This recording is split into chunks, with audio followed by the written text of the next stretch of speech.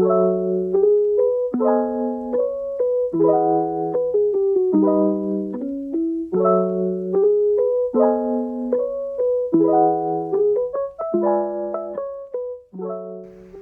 everyone, Charmaine here, and in this video I'm going to show you how I made these gradient ombre papers. So as you can see, it starts off with a different color and then fades into the lighter or another color on the other edge. It's different every time. Sometimes there's more pink, sometimes there's more white, and it depends on how you control the dip of the mold and decal. And in this video, I will show you the technique that I use, or basically just some tips on how you can achieve the gradient look or the ombre look. If you've been following me for a while, I actually run a small shop.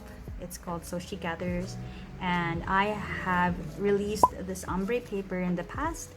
And let me just show you the swatcher. This is like a little swatch book of mine, so I keep like samples of every design or every style that I've tried. So it's like my little portfolio for handmade paper making.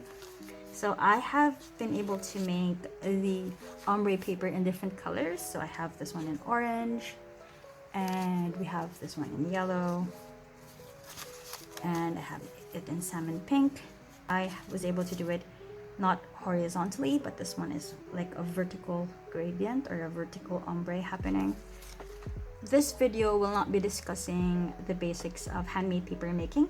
This video will focus on the ombre papers, but if you were wanting to just learn the basics and stuff on how to get started, I have a playlist of videos that discuss everything from getting started, the basics and other techniques, and different materials that you can use to create handmade paper at home. Of course, before we move on any further, may I invite you to click subscribe, turn on notifications, and give this video a thumbs up. So let's get started. The first step is to actually prepare your pulp. So we are doing an ombre effect on the paper. You will need two colors for your pulp. In my case, I am making a white one and a light pink one. To color my pulp, I'm using colored sheets. So it's up to you what kind of coloring method you'd like to use. Others use acrylic, others use coloring or dye. In my case, I like to color my sheets using colored sheets. I mean, that's my personal preference. You can do as you wish. So I used a paper shredder to shred the pages. So these are pages from a book, and it's up to you. You can hand tear them if you want. And as you can see, I put in the white sheets first. So I'm making the white pulp first before the colored ones. I suggest you do this as well. If you're not working with white, make the lighter pulp first and just work around the color wheel. So there won't be, if it's the proper word, like a cross-contamination of colors. So it's easier to work this way. That is one of my tips. And then now I work with the colored pulp. So I have like my colored sheets and the white sheets to make a lighter shade of pink. Others will say, why am I using colored sheets? Well, I find that they color the pulp better. Maybe because the coloring is meant for pulp and it gets broken down. I don't know. I don't know the science behind this, but in my experience, when I try to use acrylic to color it in, it takes so much paint before the pulp actually absorbs the color. To each his own, whatever works for you, I guess. And basically that's how I've been coloring my papers. Since we have two colors of pulp, you will need to prepare 2 tubs of water. Then pour your pulp in the 2 different tubs. So I have my pink and my white in 2 separate tubs. It is important to make sure that your tub is large enough for your mold and decal to fit in. So the whole process is the same up to this part, except that we are preparing 2 tubs and agitating them separately.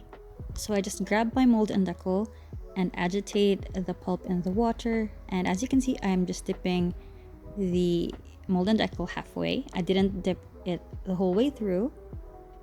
And then I just flipped the whole thing the other way around.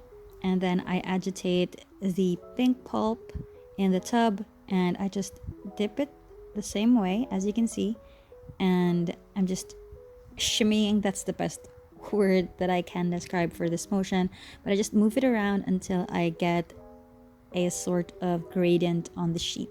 So dipped it halfway each time on each tub. As you can see, there is a nice overlap between the pink and the white on the sheet. And I just do it as I usually would in handmade paper making, and just press it down onto the kuching sheet, and voila!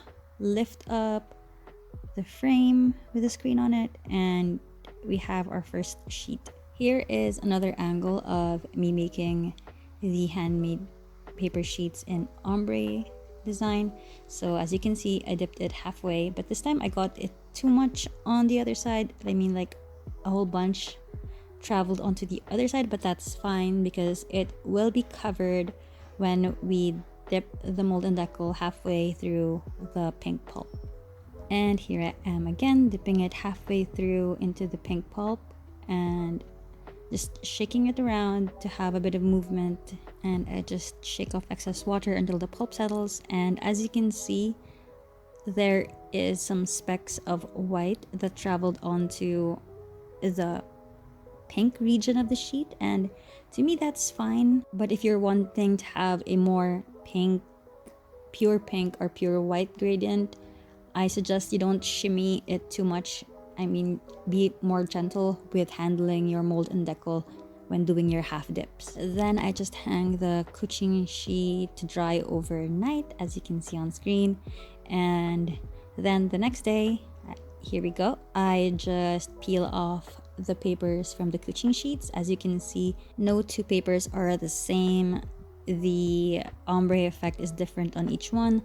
Other papers have more pink, other papers have more white, other papers have a mixture or specks of white and pink in between. So I think that's the most satisfying part of peeling off these dried papers from the kuching sheets. It's a different surprise or a different pattern every time. So that's basically it. It is super easy to make these ombre papers. It's more or less the same with making regular handmade paper, except that you need 2 colors of pulp, and there is a half dipping technique that you will have to master as well. Anyway guys, thank you so much for watching this video. I hope you picked up a thing or two from this little tutorial, and hopefully it helps you make those ombre handmade papers as well. Don't forget to check out all my other videos on handmade paper making and other paper craft tutorials. I am on Instagram and TikTok as well. I'll put all the links to my socials below. I will see you in the next video, alright? So take care. Bye.